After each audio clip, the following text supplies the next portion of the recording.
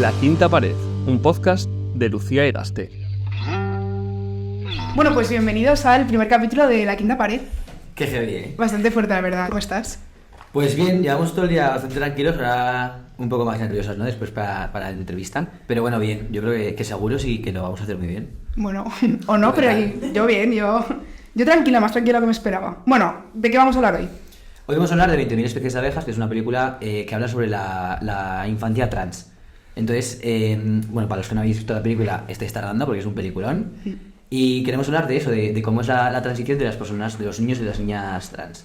Sí, bueno, el tema principal de la peli de Stu Resola es la infancia trans, y es muy bonita y muy interesante porque no solo se centra en el personaje protagonista y en todo lo que atraviesa, sino también en la familia, en su entorno, en el papel que juega, y la verdad es que es muy interesante, y así es como lo vamos a tratar nosotros hoy. Bueno, vamos a intentar, ¿no? Vamos a intentar. Para eso, hoy hemos traído a nuestra quinta pared de hoy. Son Saida y Jessie, son una madre y una hija. Jessie empezó su transición a los 8 años, que es cuando consiguió cambiar su nombre en el DNI, y no fue hasta 10 años más tarde, con 18, que ha podido solicitar el cambio de sexo. Como muchos niños y niñas trans, pues supongo que habrán pasado por muchas situaciones complicadas, debido sobre todo a la desinformación que tenemos como sociedad y lo difícil que tenemos entender estos temas. Y precisamente para paliar esa falta de información y para que nos cuenten ellas su historia en primera persona, hoy están con nosotras Saida y Jessie, bienvenidas. ¿Qué tal? Gracias. Y mil gracias por estar aquí, lo primero de todo. ¿Cómo estáis? Gracias a vosotros. Bien, muy bien.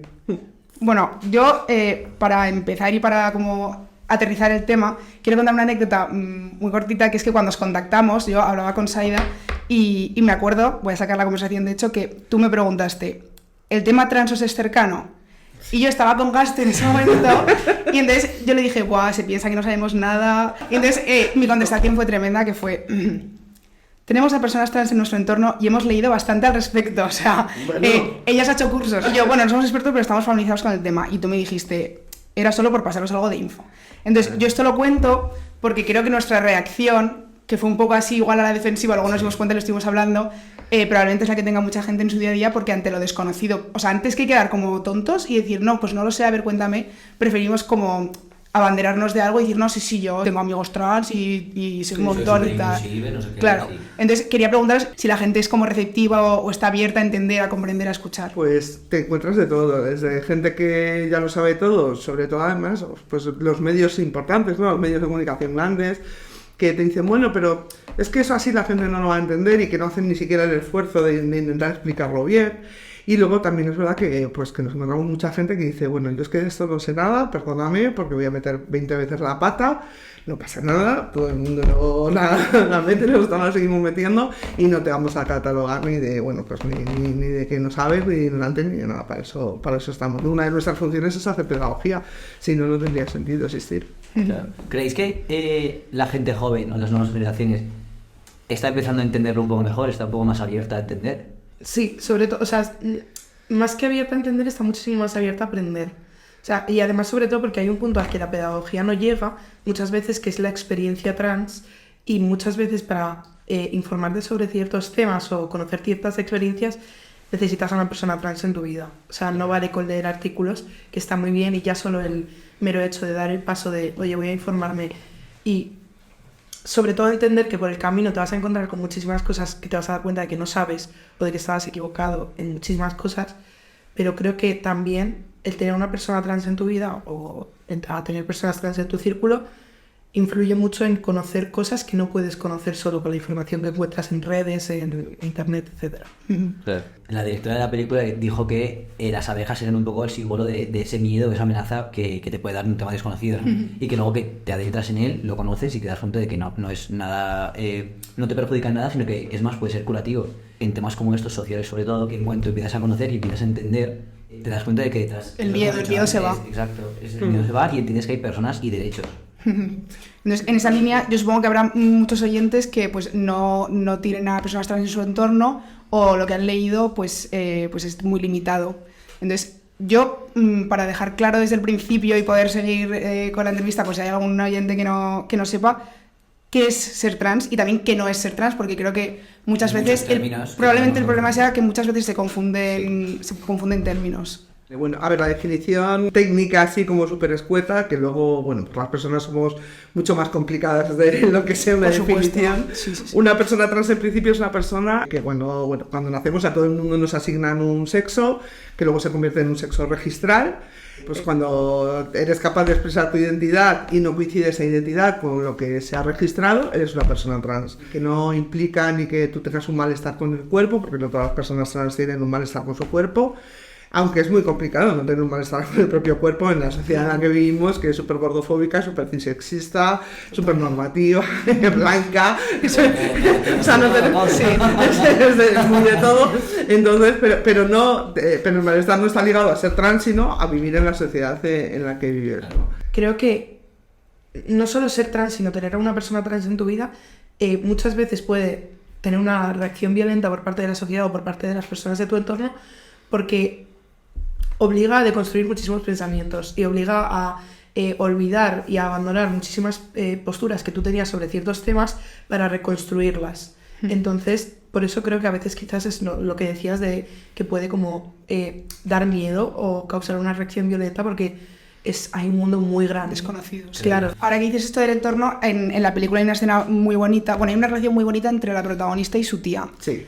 Que es lo más. Y entonces hay una escena en la que ella le dice a su tía, no tengo nombre.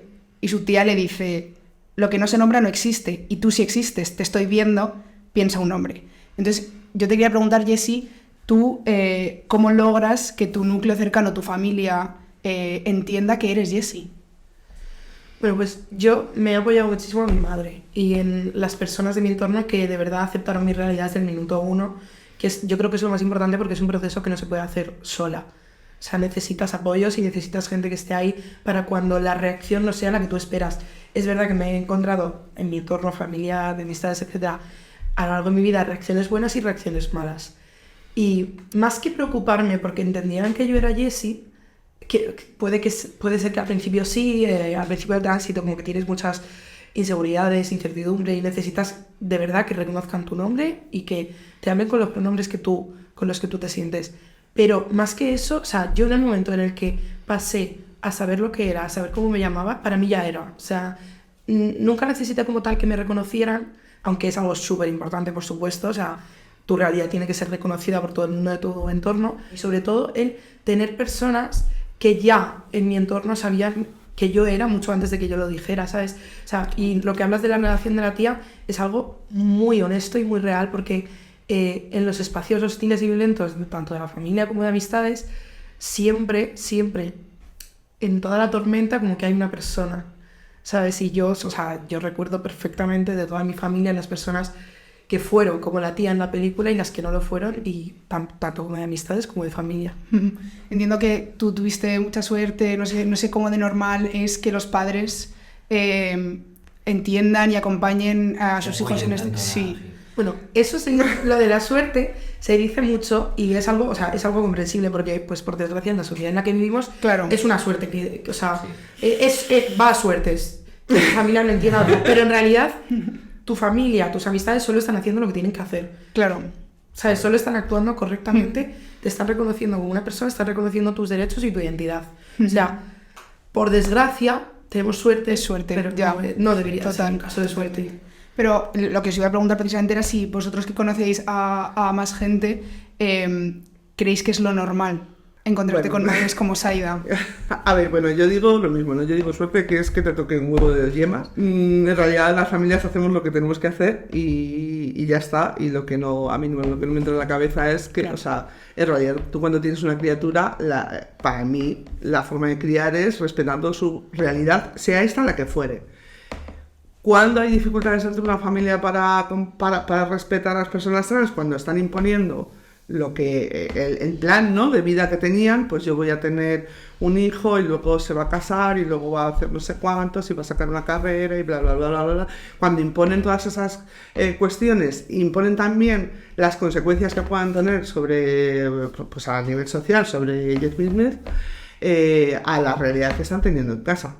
O sea, cuando digamos que el punto es cuando la parte adulta de la familia consigue mirar a su criatura a los ojos con sinceridad, sin hacer trampas, porque a veces las familias dicen que quieren acompañar, pero en realidad lo que están deseando es que aquello se pase, que sea una fase. Falso apoyo. Sí. Claro, entonces hacen preguntas con trampa o hacen eso típico de, bueno, es que no me ha dicho que quiera usar el nombre en todas partes, ¿no? No me ha dicho que quiera que en el cole usar un uniforme diferente o lo que sea, claro.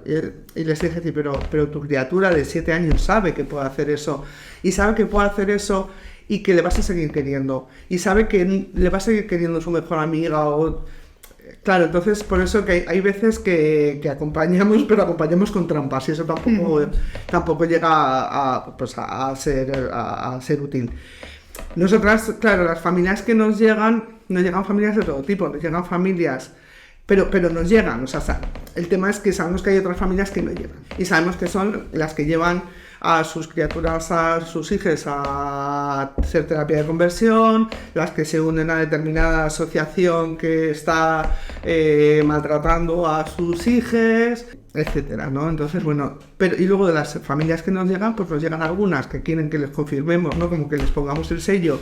Pues sobre las familias hay mucha presión, y es cierto, y sobre las madres muchísima. Pues somos las causantes de lo que pasa, ¿no? Da igual, o sea, si tú tienes una hija trans es porque, pues, cuando pensabas que tenías un hijo le dejabas jugar con muñecas. O sea, va por ahí sí. encima, ¿no? Pero la culpa siempre es de las madres. Entonces, bueno, hay familias que llegan como con la necesidad de que les pongas el sello para quitarse esa carga. Hay otras familias que llegan esperando que les digas que no. Y luego, bueno, pues hay cada vez más familias, ¿no? También que llegan, bueno, pues como empezamos nosotras. No sabemos muy bien, no sabemos nada de esto, pero sabemos que queremos hacerlo lo mejor posible. Pero sí, claro, nos preocupan las familias que no llegan. A raíz de los WhatsApps que hablas con Lucía, nos dimos cuenta, y también la propia directora decía que hay momentos en los que tú, investigando sobre este tema, te das cuenta de que no solamente las personas trans son las que transicionan, sino que también sus familias lo tienen que hacer. Probablemente tú serías la primera que tuviste que también que investigar, informaste, hacer un proceso de aceptación, ¿no?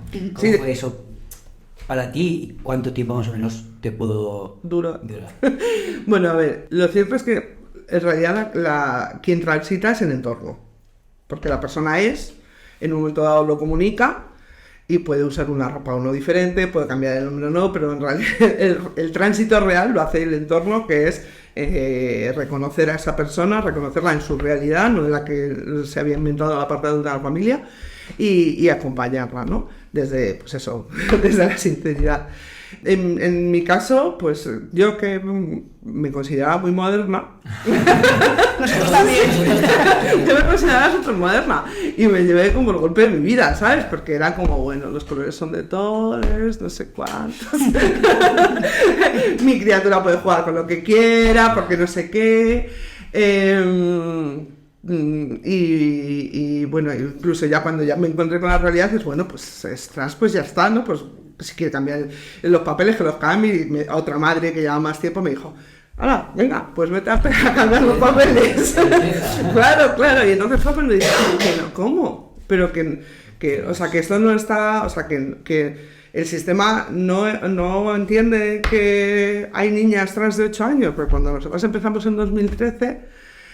te encontrabas como varios en profesionales, porque claro, tú tienes esta cosa en tu casa, ¿no? Que no sabes muy bien cómo acompañar, y con esta presión social, o sea, es como si tuviéramos que tener todas las respuestas, y además como si la consecuencia de decirle esto no lo sé, mañana te lo digo, fuera a ser catastrófica. Esa es la sensación, claro, ¿no? Entonces tú necesitas tener toda la información, y claro, yo googleaba y no había nada, todo venía de Estados Unidos, y además todo era nefasto.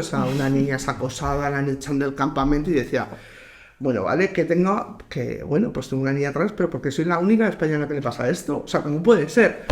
Y entonces, bueno, ya luego empezamos a contactar con otras familias que estaban en la misma situación que yo, como diciendo, ¿cómo va a ser, no? Que sea yo sola, ¿cómo estar tan sola?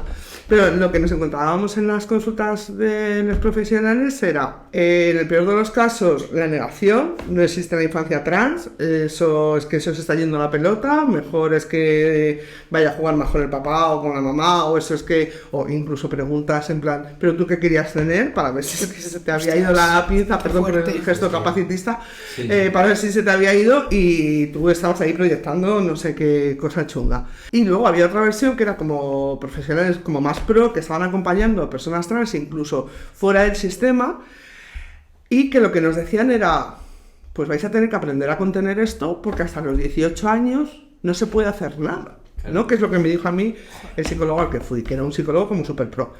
Y yo digo, bueno, pero es que yo puedo volver a mi casa y decirle a mi hija, te entiendo, sé que eres una niña, pero vas a ser a los 18, porque a los 18 ya no va a ser una niña, va a ser una mujer, que es lo que es ahora que tiene 18. Claro, antes de empezar la entrevista hablábamos de que ahora no hace falta ni hormonarse ni un certificado psicológico para poder cambiar el nombre o el sexo en el DNI. ¿Por qué procesos habéis tenido que pasar vosotras durante estos 10 años para conseguirlo? Bueno, lo primero, o sea, sobre lo que decía mi madre de la primera vez que fue ella al psicólogo, pues como que al tiempo fuimos a el único sitio al que se podía ir, que era en el conocido. Oficialmente, que era la Otis de la Unicajal. Y ahí a mí lo primero que me dijeron, con 8 años, fue que lo primero que tenía que saber mi madre es que no se preocupase, porque esto era una frase y se me iba a pasar. Conmigo delante. Claro, o sea, yo las siguientes semanas estuve callada, sí, porque claro, yo dije, pues nada, es que con esto voy a molestar, o sea, y sobre todo, o sea, quiero comentar una cosa sobre lo que estaba diciendo mi madre, lo de los procesos de espera y tal, que es que hay una cosa que a mí me cabrea un poco, a toda la gente trans le cabrea, pero que es como que la sociedad, tu entorno, los espacios médicos, etcétera, esperan que puedas esperar, que esperes, o sea, que las personas trans tenemos que esperar. Como si es la última prioridad. Claro, Sí, o sea, No es que algo urgente. la prisa en ti no existe, y si existe la tienes que erradicar. Espera todo lo que a mí me apetezca para que se vea reconocida tu identidad, para que tú hagas los procesos de tu tránsito que quieras llevar a cabo, espera, ¿sabes? Como si eso no nos fuera a causar ningún problema, sobre todo con lo de los 18 años, ya no solo es eso, sino que hay un montón de gente trans que lleva esperando infinidad de meses por hormonas, o sea, no hay solución, espera. En la peli de Estoy Rosola se ve, como espectador tú vas viendo como, bueno, creo que le llaman pistas de, pues no le gusta su nombre, discute un montón con su madre, no quiere ir a la piscina y tal. En vuestro caso, ¿hay alguna cosa que ahora digáis, joder, si en realidad estaba claro, o sea, tendríamos que haber sabido antes? En realidad es que sí que es verdad que en la peli se presenta una posibilidad de todas las que hay, y hay tantas posibilidades como familias y como personas trans, y sí que es una situación que nos hemos encontrado bastante, pero luego el tema de las pistas es algo que, de las pistas o de las señales, es algo de lo que no te puedes fiar, porque en realidad esas pistas salvo que se verbalice, esas pistas es pues no reproducir los roles de género. Claro. Entonces, claro, no seguir lo que la sociedad impone, que es un chico o lo que es una chica. Exactamente, claro. Entonces, Jessie, pues con 2 años o con 3 ya no reproducía los roles de género. Pero sí que, o sea, yo entiendo que cómo actúe tu entorno en ese momento es determinante. Puede ser que te estés saltando las normas de género porque te dan igual, puede ser que te las estés saltando y sea en realidad una señal. Lo que tiene que tener es tu entorno, la preparación, para dejarte y acompañarte y darte la información para que lo que tú vayas necesitando lo vayas pudiendo hacer. Claro, a mí me habría gustado saber con 3 años que era trans, pues realmente como ese periodo de ahora que hablé ella, ¿no? Ese periodo de su vida era súper feliz hasta que a los 7 empezó a manifestar malestar, porque a los 7 se supone, según la psicología y estas cosas, que empieza a tener como más relevancia el entorno, ¿no? O sea, ya tiene menos peso que tú acompañes y en casa sea muy feliz y empieza a tener más peso el entorno. Entonces, claro, desde fuera recibí una sanción social que con 3 años no le importaba, pero con 7 sí.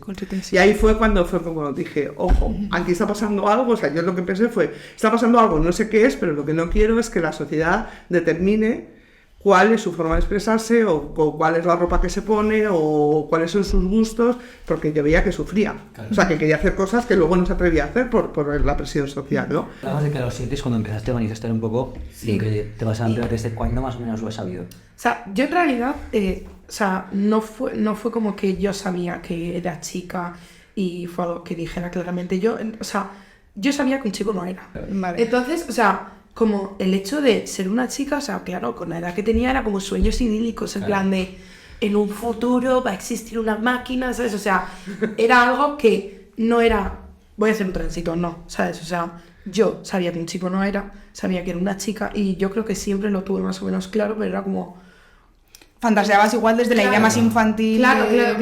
Desde la infancia. Desde los 4 años, 3 años, o sea, pues la imaginación que tenía para lo que me daba y hasta donde pudiera llegar, y era como, pues es que me están diciendo que soy esto, yo claramente no lo soy porque sé que no lo soy, pero es lo que me toca.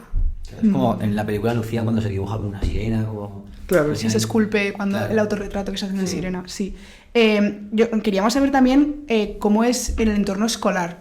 O sea, también, por tu parte, Saida, la relación con los profesores y todo eso, y luego que nos cuentes un poco tú también con los compañeros cómo se gestiona eso. Yo creo que cuando estábamos hablando antes de la información y de cómo deconstruirte y empezar a buscar información es lo mismo. O sea, hay muchos casos, hay muchos tipos de personas y hay muchas maneras de afrontarlo.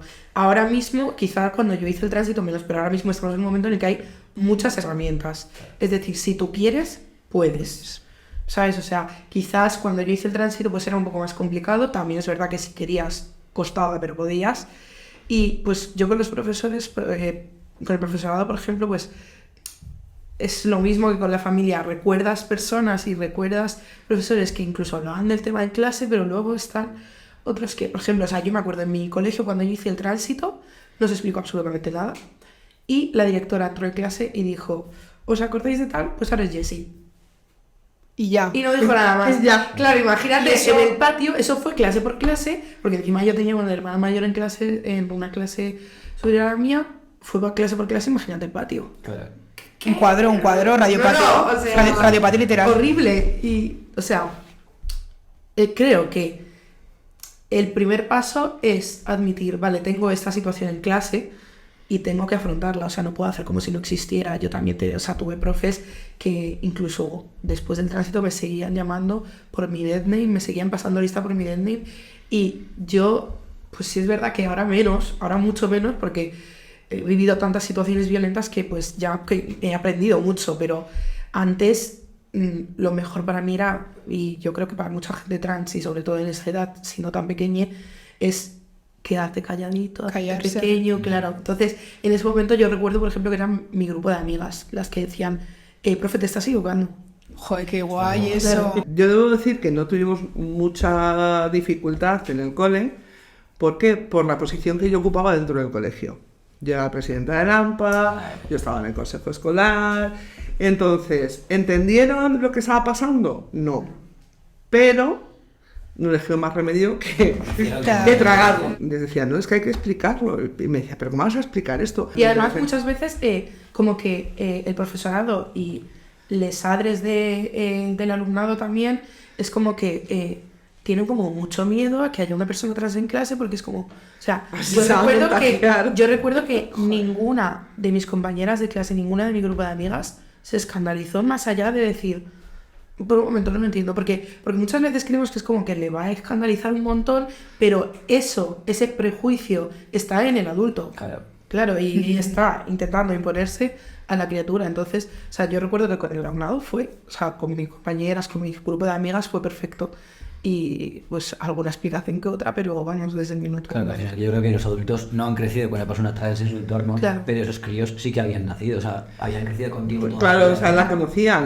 Además, Claro. Jessie era súper líder, Jessie ya llevaba sus zapatillas de purpurina y su mochila y no sé qué. Entonces, claro, hubo gente que incluso dijo, ahora lo entiendo todo. Claro, porque no tenían información. Entonces, pues cualquier transgresión de las normas de género era como que les descolocaba mucho, ¿no? Y entonces de repente, vale, era esto, ¿no? Eras una niña, vale, pues no pasa nada porque usabas esas zapatillas, ¿no? Que es como tampoco es eso.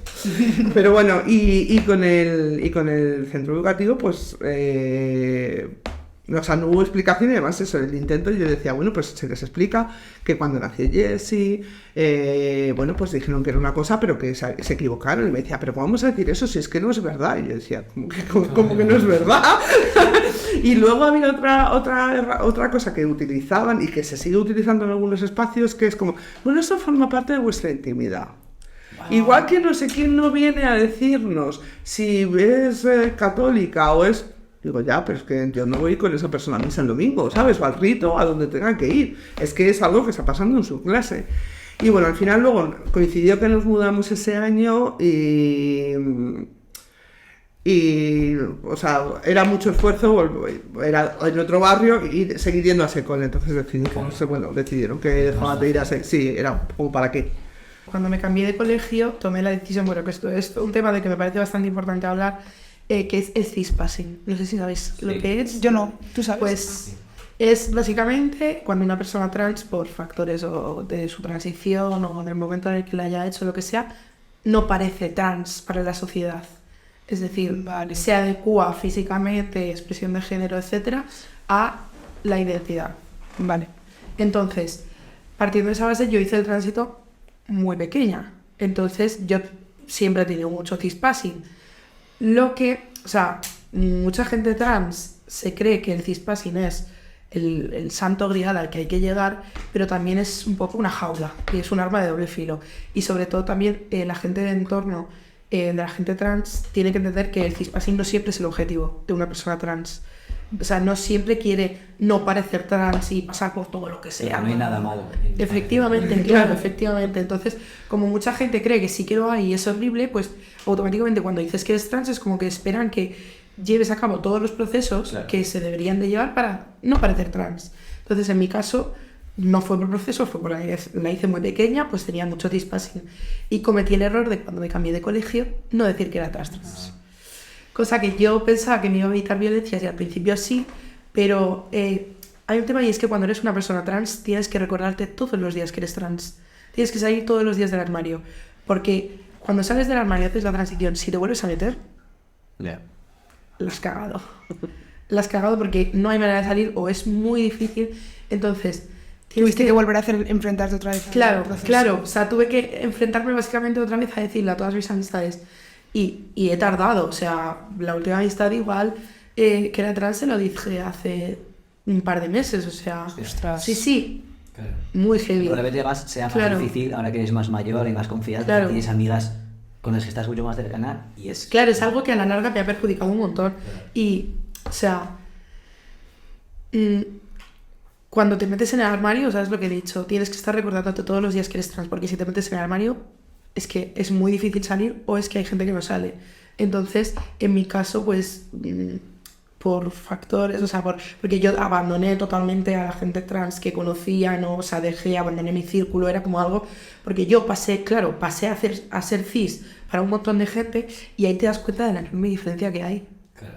O sea, te das cuenta de lo heavy que es y de lo fácil que es tu vida. Entonces, yo pasé a ser cis para un montón de gente... Y ahí estaba cómoda, y ahí estuvo un montón de años, hasta que he empezado a madurar más y a darme cuenta de que no podía ser así, porque si eres trans, lo vas a ser toda la vida, eso es algo que mucha gente le cuesta aprender. ¿Y tú sentías como que había una parte de ti que estabas ocultando? O sea, ¿sentías como que estás viviendo un engaño de cara a tu entorno? Claro, o sea, yo sentía un montón de culpabilidad, yo sentía que estaba engañando a la gente. No lo estaba haciendo porque cada persona trans cuenta cuando quiere, en el momento en el que quiere, cero presiones, pero yo sentía que lo estaba haciendo. Sobre como todo un fraude de cara a tu... Claro, estaba engañando a la gente de mi entorno y me estaba engañando a mí misma, porque estaba siendo algo para la gente que no era. Qué fuerte. Sí. ¿Y te costó? Has dicho que hace un par de meses... Pues, sí, o sea, fue a raíz de años. Claro, fue de muchos años. Fue a raíz de empezar como a madurar, a volver a interesarme por el tema trans, porque yo, o sea, fue volver a entrar literalmente al tema trans, porque estaba totalmente fuera, o sea, de mi entorno trans, ya no me llevaba con nadie. Entonces, a raíz de volver a entrar y a raíz de volver a ver más mis referentes y a la gente de mi entorno, fue decir como, si es que lo voy a hacer toda la vida, o sea, puedes hacer lo que quieras, pero ser trans lo vas a hacer para siempre. Entonces ahí empecé como a contarlo otra vez y eso. Tú sabías todo este tiempo, tú claro, lo sabrías. Bueno, o sea, a ver, ya todo este tiempo era activista. Claro. O sea, claro, la gente decía, pues imaginar una situación, ¿no? De sus amigas, ¡joder, ves a tu madre en la tele! O lo que sea, ¿no? Es que voy con mi madre a una charla, tal. Y claro, en la sociedad lo que menos, sus amigas lo que menos se pensaban es, claro, Jessie será trans. Yo no sé, bueno, se pensaban en Claro, un principio que era porque, solidaria, que era solidaria y porque yo soy bollera. Entonces, claro, era como, bueno, pues como es bollera, bueno, pues yo que sé, sus cosas, ¿no? Vale, De la gente esta. que entre ellos se apañan. Y claro, yo decía, es que, madre mía, como si lo tienen delante, no lo ven. O sea, para mí era una situación muy complicada. Cuando nos mudamos, yo entendía que lo que tenía que hacer era preguntar qué quieres hacer. Porque claro, llegar a un cole, la nueva, a un grupo que ya llevan 5 años juntos, soy la nueva, soy la trans, y además era un barrio un poco así como acomodado, no soy pija, era como ponerse una diana, yo lo entendía. Lo que pasa que luego, claro, luego la veía cómo se iba escondiendo otra vez eso que habíamos hecho con 7 años, y decía, bueno, pues en algún momento supongo que volverá a ser ella misma y a situarse y tal. Lo que sí que intentamos... Sin presión. Sin presión, claro, yo presión no. Lo único que a mí sí me preocupaba porque, digo, yo en casa ya establecimos la línea, ¿no?, de separación entre una cosa es no contar y otra cosa es ocultar. Claro, cuando tú no cuentas, yo entiendo que estás en tu derecho. Porque la gente cis, la gente que no es trans, no vamos por ahí por la vida, hola, buenas tardes, yo soy cis, ¿sabes? Entonces, la gente trans, pues lo mismo. Ahora, cuando empiezas a meter energía en ocultar que eres trans, claro, yo para mí eso sí está relacionado con tener algún conflicto con esa identidad trans. Y entonces, transfobia interiorizada. Claro, exactamente. Claro. Entonces, bueno, pues como íbamos manejándolo así, porque yo, por ejemplo, decía, bueno, pero ¿quieres que deje el activismo? Decía, no. ¿Quieres que deje de decir que tengo una hija trans? No. Era como, yo creo que para ella, en algún momento era como, por favor, que alguien nos pille. Y se impone. Entonces, bueno, pues durante estos años ha sido un poco complicado porque, claro, yo soy activista 24 horas, o sea, de hecho dejé el trabajo, me dedico a esto. Y ella, pues ha pasado su infancia, claro, todas las reuniones, las asambleas, ella estaba allí. Entonces, bueno, pues ha sido un poco complicado, ¿no? Pero y sobre todo, o sea, que yo no es que no lo contara por el entorno, porque yo sabía, o sea, era amiga de mis amigas porque sabía cómo eran, evidentemente, pero es que es lo que dice mi madre, fue un punto en el que yo dejé de no contarlo y pasé a ocultarlo y a invertir un montón de energía, un montón de tiempo, un montón de mentiras. En el engaño. Lo que era un círculo vicioso porque cada vez yo me sentía peor y era algo de lo que no podía salir porque cada vez era más grande. Entonces, o sea, luego, por ejemplo, cuando lo conté, pues, o sea, y me parece importante hablar de esto también porque es una realidad que no se habla mucho, pero hay mucha gente trans en esta situación. Y hay que darse cuenta, pues, que no es la situación más ideal y que es sin presión, pero que se sale. Entonces, cuando ya empecé a contarlo, o sea, me di cuenta, para mí, contarlo a la primera amiga, que fue la más importante, que era la que más años llevaba siendo su amiga, fue como... una liberación. Ahora ya con todo, ¿sabes? O sea, llevamos 6 años, casi 5, siendo amigas y no sabía nada. Claro, se lo conté por teléfono y la reacción fue perfecta. O sea, me dijo que no iba a cambiar absolutamente nada de mí, que era exactamente la misma persona. Entonces, y sobre todo también... En mi caso, que no es el caso de toda la gente trans, pero en mi caso también había un factor bastante importante que era mi familia. No por parte de madre, pero mi familia por parte de padre era como una verdad, pero una verdad bajita. O sea, sabían que, obviamente todos saben que soy trans, me conocen desde que soy pequeña, pero es como... Pero de eso no se habla. Claro, que esto lo hacen muchas familias, que es como pasar de un extremo al otro completamente distinto. Es decir, eres esto, vale, pues ahora lo vas a hacer lo otro, lo contrario, a tope, con todo, ¿sabes? No vas a estar por el medio, ¿sabes? No vas a llamar la atención más de lo que debes, tienes que serlo y en silencio, ¿sabes? Un tema, yo creo que igual en 10 años que hace que hice el tránsito, he hablado 2 veces con mis tías sobre el tema trans, o sea... Luego, claro, o sea, como lo que estábamos hablando, hay gente, o sea, yo por ejemplo, mi primo es mi apoyo a tope en la familia, ¿sabes? Entonces... ¿Pero crees que esa gente, o sea, esos miembros de la familia no te sacan el tema por miedo a cagarla o por miedo a sí mismos? O... Yo creo que es por miedo a darse cuenta de verdaderamente, porque parece gracioso, pero mucha gente no se da cuenta de que tiene una familia trans. O sea, tiene una familia y hay una persona trans en tu familia. ¿Cómo lo materializarlo? Claro, si no se habla... Tú has pasado a ser... No existe. Claro, se habla, no existe. Hace un montón de años, entonces no lo hablamos, no existe, ya está, eres Jessie, siempre lo has sido, punto. me he empezado a dar cuenta más heavy de esto cuando he empezado como a hacer más cosas, a ser más visible, porque, o sea, ahora mismo estoy en un punto en el que ya como que después de todo, por todo lo que he pasado, no quiero volver a eso. O sea, porque también es verdad que cuando lo abandonas es un punto de no retorno, porque lo has pasado tan mal que ahora es como, vale, pues vamos con todo. Entonces, también, o sea, yo creo que tiene mucho que ver con que es como que es una verdad, pero sabemos que está ahí, pero no la vamos a tocar para no hacer demasiado ruido.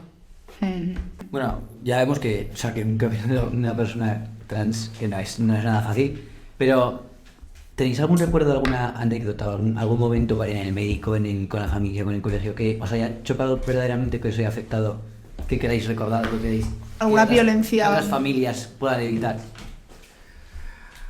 Pues yo tengo muy concretas. Sí, yo... A ver, cuando... Bueno, Pero claro, también, o sea, también es verdad que yo, como las violencias más heavy que viví, las viví cuando hice el tránsito, porque pues debido a que yo pasé después un montón de años siendo cis para la gente, me evité un montón de violencias. Claro. Entonces hay muchas cosas que no recuerdo, pero por ejemplo, o sea, lo que hemos hablado de la primera vez que yo fui al médico, eso fue... O sea, para mí fue como... Estaba empezando a decir, ay, hay una luz, hay algo. Y fue como... Vale, no. Apagón total, ¿sabes? Entonces... Y luego, pues, sí es verdad que pues recuerdo muy bien el tener a gente en mi familia que literalmente, o sea, gente horrible, que sigue siendo horrible, que muy LGTBI-fóbica, que te lo decían a la cara, ¿sabes? O sea, mi primo, por ejemplo, maricón, en las comidas familiares, o sea, y tú cuando vas a una comida familiar se supone que vas a tu familia. Que seguramente para muchas familias. Claro, por eso, o sea, yo de violencias tengo momentos concretos, tengo más que violencias, situaciones exactas, tengo como sensaciones. O sea, yo recuerdo El sentimiento de rechazo. Claro, yo recuerdo que me pasó esto y que me hizo sentir así, pero no recuerdo exactamente lo que me pasó, pero sí exactamente cómo me hizo sentir. Entonces, sobre un sentimiento de no pertenencia, ¿no? De no pertenezco Claro. aquí, no estoy sintiéndome a gusto. Claro, yo creo que sobre esto mi madre igual recuerdo más cosas. bueno, yo sobre todo, o sea, lo que más patente es, o sea, lo que más presente ha estado durante todo el tiempo.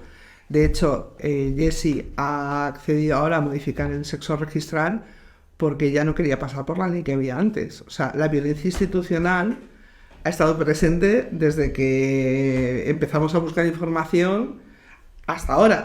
O sea, no desaparece, ¿no? Pues eso, que te hagan... pues al principio, en 2013, cuando empezamos a juntarnos las familias, una de las peticiones que hacíamos era que se incluyeran, ¿no? Que nos recetaran el bloqueo hormonal para quien lo quisiera, el bloqueo puberal, por la seguridad social, y ya está, o sea, porque ya estaban bloqueando a personas con pubertad precoz, a personas intersex. Entonces era, bueno, pues las personas en las que también está es necesario, para las personas que lo necesiten. Y entonces, bueno, pues nos decían que no había una demanda real. Entonces lo que hicimos las familias fue organizarnos y empezar a ir a esta unidad para que vieran que existíamos. Y Perdone, ¿qué significa una demanda real? O sea, quiero decir... Que no, Sí. no era representativo, ¿no? Sí, que éramos dos. Pero es que si hubiera habido dos... Pues claro, pero es que encima no había dos, era mentira. Entonces, claro, o sea, nosotros siempre hemos dicho pero es que aunque haya una única persona que lo necesite, esto hay que... Es necesario. Claro, pero cuando tú hablas con la administración te habla en números, te habla en si merece la pena meterse en eso o no, ¿vale? Tú le dices que es que está habiendo un problema en determinado sitio y te dice, pero quiero ver las reclamaciones. Bueno, pues es que aunque no haya reclamaciones, estamos teniendo ese problema. Quieren ver hasta dónde puede llegar el problema, si es un problema que tengan que resolver. O sea, si les va a costar más trabajo dejarlo sin resolver o resolverlo. Claro. Eso es lo que hace en general la administración. Entonces, si es poca gente, no va a hacer mucho brío, o sea que puedes dejarlo estar, ¿sabes? Claro. Entonces, bueno, pues cuando empezamos a ir, que entonces se llamaba la unidad de trastorno de identidad de género, en ese espacio, o sea, hay cosas que no se pueden contar. Porque si yo las cuento sin tener pruebas, o sea, eran cosas dignas de denuncia. Lo que pasa es que encima no teníamos mucha información, claro. Entonces fuimos aprendiendo de los mismos golpes que nos llevaban. O sea, a mí en primera persona me llegaron a decir, ten cuidado porque hay casos en los que la madre está tan emocionada con el tránsito, era como, ¿dónde ves la emoción? Es terror. Que luego la criatura no es una niña, pero no se atreve a contárselo a su madre. O sea, eso me lo ha dicho a mí la psicóloga mirándome la cara. Decirme que Jessie que no iba a necesitar bloqueo hormonal, aunque lo quisiera, porque estaba demostrado que cuando las niñas hacían el tránsito tan pequeño, luego no se desarrollaban. Y entonces todo esto era como, nos citaban por separado a las familias para que todas las familias pensáramos que éramos la única. Claro. Y no te decían que había otras 80 familias. Claro. Y sobre todo también... O sea, lo que pasa es que nosotros ya nos conocíamos. Entonces íbamos allí y ya sabíamos, al principio ibas de pardilla, te quedabas muerta porque la primera vez que fuimos, o sea, la frase exacta fue, bueno, nos seguiremos viendo por aquí, eso lo dijo la gestora de pacientes, que sigue siendo la día de hoy. Nos seguiremos viendo por aquí si no se te pasa el problema que tienes, porque diga lo que diga tu madre, lo que tú tienes es un problema. Eso se dijo una niña de 8 años. Sí. Entonces imaginaron, ¿no? Después de eso, pues Jessie ya no quería ser una niña, ya no quería ser nada porque eso iba a ser un problema. ¿Cuántos años tenías tú entre 7 y 8. Sí, o sea, eso fue justo al inicio. Ahí tenía justo 7. Claro. Sí, o sea, fue claro, porque nosotras cuando vimos, o sea, lo que empezamos a hacer es buscar alternativas para esos tratamientos que quería, porque allí, o sea, además es que no nos los iban a dar nunca, aquello era es que era un maltrato, o sea, es que era un maltrato, es que había, hay mil anécdotas, ¿no?, que podría contaros que son dignas de la mafia, o sea, dignas de la mafia. Y entonces dejamos de acudir. Hoy acudía yo sola, nos llevaba a la niña, y entonces, bueno, pues... nos separamos de esas violencias y esas violencias siguen dándose a día de hoy. Sobre todo, una cosa que también, en mi caso, o sea, también como que de amigas trans y tal, conozco que ha pasado más o menos parecido, pero una cosa que hacían es que se apoyaban también mucho en la parte de la familia que no lo aceptaba. Para manipular. Porque claro, la cita era cada 6 meses y yo si te veo una hora cada 6 meses no tengo la oportunidad de manejarte. Entonces, si yo... aparte de citarte a ti, cito en paralelo a la parte de tu familia que no está de acuerdo con esto, que está en contra, y le digo que los bloqueadores son horribles, que tienen un montón de efectos secundarios, que luego encima el resultado sea mentira, que todo lo que te espera es horrible, es una tortura y que a partir de ahora tu vida va a ser sufrimiento. Esa gente va a empezar a decírtelo en casa, va a empezar a decírtelo en tu espacio seguro y va a empezar a decírtelo antes de irte a dormir, en las comidas. Contexto, tú tenías 8 años. Efectivamente. Es que es fuerte. Efectivamente. Claro, además hay una cuestión de todo esto que es una de las cosas que les pasa a las familias cuando llegan. Las familias a veces llegan diciendo, bueno, pero es que lo va a pasar fatal, es que no sé qué, porque las hormonas no sé cuánto, sin saber si la persona se quiere hormonar. Entonces, claro, ya como estrategia es como hemos aprendido a decirles a las familias cuando llegan, vamos a ver que tú no puedes decidir, o sea, hay una única decisión que toma la familia, es acompañar o no acompañar. La decisión nunca va a ser, tengo una criatura trans o no la tengo, es estoy o no estoy. ¿Vale? Entonces, claro, todas estas cuestiones, todas esas mentiras que volcaban en la otra parte, era como si pudieran evitar que pasara, o sea, la realidad, ¿no? Y muchas veces, como que con lo de estar o no estar, es como... tomando la decisión de le reconozco o no le reconozco esto a esta persona trans que tengo en mi entorno, en mi hija, en mi prima, no sé qué, sobre todo porque el típico ¿y si se arrepiente? ¿Y si cambia de opinión?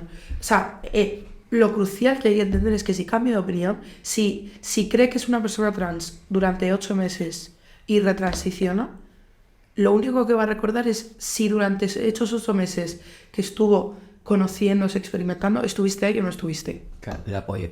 Claro, efectivamente. Sobre todo con 8 años. ¿No? Claro, exactamente. Claro, si yo al final hubiera resultado no ser trans y, o sea, solo hubiera recordado si mi madre estaba ahí o no estaba. Claro. Ahora que hablabas de la asociación, cuando va a las familias y tal, ¿qué papel... Bueno, Saida es vicepresidenta de la asociación Euforia, no sé si lo hemos dicho ya. No, creo que no. Bueno, pues, ¿cuál es el papel que juega las asociaciones? No solamente en la transición, sino también en apoyo a familiares. Claro, a ver, o sea, para mí, la diferencia entre que yo me hubiera quedado perdida en la nada acompañando a mi hija como buenamente hubiera podido, creyéndome las barbaridades que me contaban, en esa unidad y en otros espacios, y la vida que hemos llevado ha sido encontrarme con otras familias y asociarnos. O sea, lo que hemos conseguido creciendo juntas, Pero, o sea, es que además, o sea, que cuando empezamos a militar, bueno, cuando nos asociamos, por ejemplo, en los colegios en España, pues no estaba contemplado nunca en la vida, podíamos pensar que les iban a poner, o sea, que las notas iban a llevar su nombre, o que iban a poder firmar sus exámenes, era como algo, ¿sabes? Pero esa fuerza bueno, pues de estar en colectivo, como nos sigue impulsando, era como si no tengo nada que perder, pues vamos para adelante. Y entonces desde ahí, bueno, nosotros a nivel personal, yo creo que sin estar en una asociación y bueno, y luego sin la implicación que he tenido, pues no sé qué habría sido en mi vida. Entonces, bueno, pues yo considero que para todas las familias es igual, porque no te explican. O sea, hay muy pocas familias que contemplen entre las posibilidades de su realidad tener una criatura trans. A mí, bueno, me gustaría preguntaros, por si acaso nos estuviera escuchando a alguien, ¿qué le diríais a una madre o incluso a una hija que ahora mismo esté pasando un poco, incluso de un entorno más en el que no han visto tanto el tema trans y tal? Más conservador, más... Sí. Como, ¿qué consejo le daríais sobre cuáles son los primeros pasos a dar o cómo gestionarlo? O sea, yo, lo primero, o sea, que no tengan miedo. Porque, o sea, entender que su criatura, que el tránsito de su criatura no va a ser algo cerrado, porque va a estar en constante cambio, va a hacer muchos tránsitos a lo largo de su vida, y que esté ahí. O sea, que estar ahí es el paso más importante, y que no hay que saberlo todo, no hay que tenerlo todo claro. O sea, que si no sabes algo, muchas veces lo mejor es preguntarle a tu criatura. ¿Quieres esto o quieres esto? Claramente, porque, o sea, es un proceso en el que todo el entorno, pero también la criatura aprende mucho, crece mucho, entonces, o sea, es estar ahí para crecer juntos y, bueno, contactar, pues, encontrar tu espacio de personas que estén en la misma situación que tú, porque muchas veces ayuda mucho el ¿cómo lo llevaste tú? ¿Que te pasó esto en el colegio y tal? Entonces, contactar a Euforia en este caso. y eso, o sea, porque es muy importante tener un espacio donde gente que haya pasado o que esté pasando por lo mismo que tú, pues compartir experiencias y compartir vivencias. También hay un miedo de las familias cuando han visto alguna señal, hacer una pregunta o consultar a una asociación, porque es como reconocer que algo está pasando. Pues a veces no, sí, exactamente, hacer una realidad, claro. Es algo que podría ser o no, y que quizás todavía estemos con posibilidades de que no sea, pues si yo pregunto, es que estoy dirigiendo el proceso, o es que estoy presionando, no, al contrario, tú vas a ir a preguntar, te van a dar la información y tú vas a poder acompañar de una forma mucho más relajada esa situación, sea la que sea un tránsito, no lo sea una persona trans, no lo sea, pero vas a tener las herramientas, pero si no es que acompañas desde el terror y eso es horrible.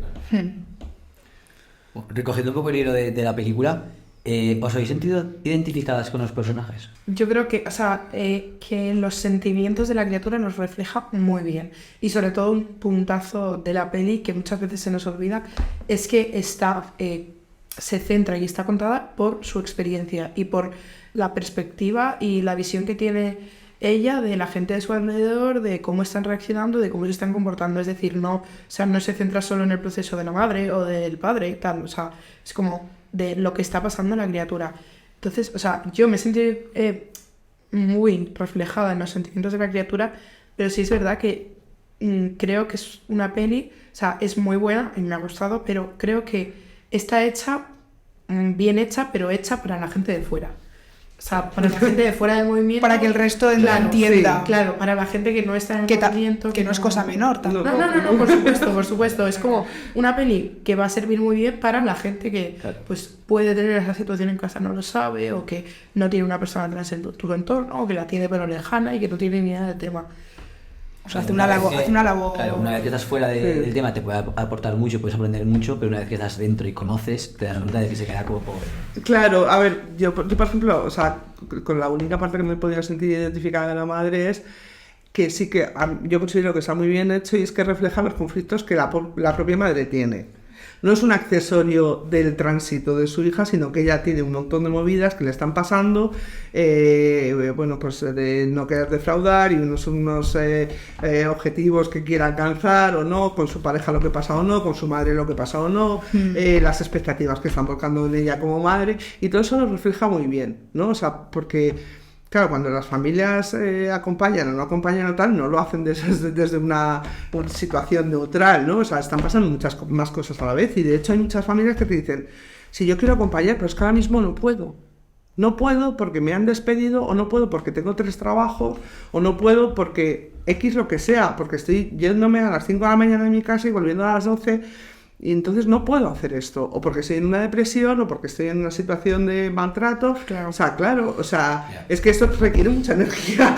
Entonces, a mí esa parte sí que me parece como muy, muy interesante, que se refleje que la madre tiene sus propias cosas a la vez, Pero ¿no? al final la madre es también un poco lo que hemos dicho antes, una moderna que deja que su hijo se pinte las uñas. Sí, claro. No está tan abierta a descubrir que en realidad no es un hijo ni es una hija. Claro, sí, hay puntos, ¿no? Como que ella va y viene, pero cuando va se encuentra de fuera una presión. Claro. Entonces, claro, lo que yo entiendo que va a entender es como tiene tantas cosas ahora mismo que pues es asumir también esto, y al final, bueno, pues termina tomando un montón de decisiones, no solo con respecto al tránsito, sino con respecto al resto de su vida, ¿no?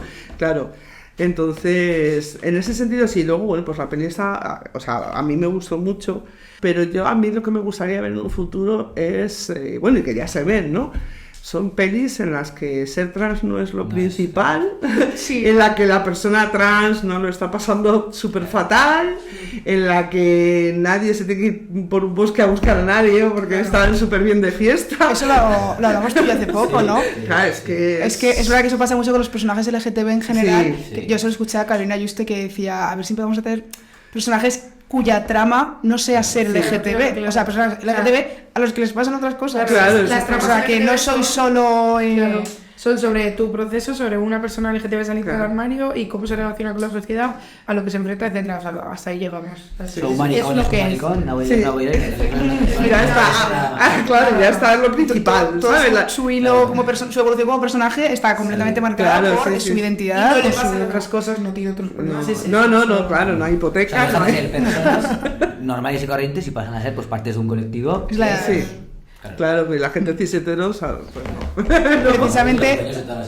Precisamente, o sea, la pregunta final, como que vamos a hacer en común en todos los episodios de La Quinta Pared, a los invitados es ¿cuál es el tema social que echáis de menos ver representada en la ficción?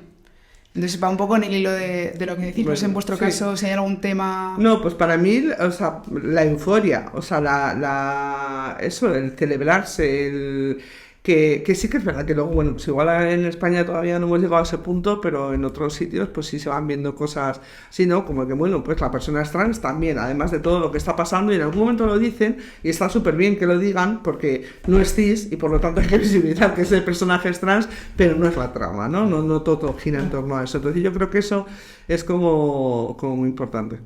Sí. Y luego el tema también, bueno, luego ya hablaremos, el tema del lenguaje. Sí, eso Porque también, yo os lo voy a sí. decir, aquí. El masculino genérico, o sea, es súper importante todo, es súper importante cómo abordamos los temas trans, pero también con qué pronombres saludamos a nuestra audiencia cuando hacemos un podcast, ¿no? Por ejemplo.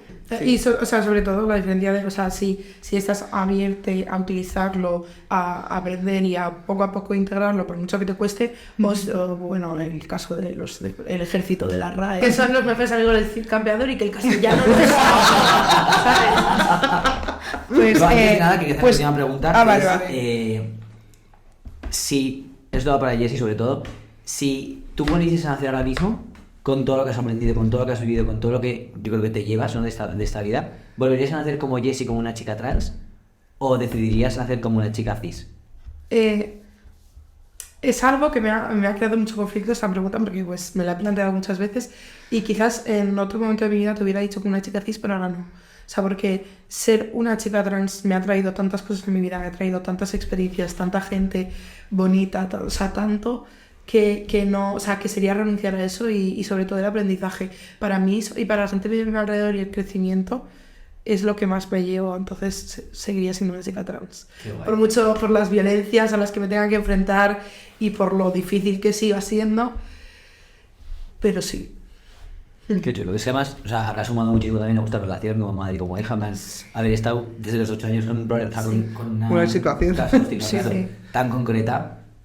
Tiene Sí. que ir muchísimo. Bueno, yo creo que, a ver, para mí mi vida me la cambió completamente, o sea, yo pensaba que era heterosexual, o sea, no solo me hice activista. Sí, es un poco así, no, claro, además, al principio me decían, no, claro, es que como tú eres bollera, has hecho que tu hija no. Si no, ya la he hecho. Claro, porque igual, pues había cosas que yo no me había planteado, Claro.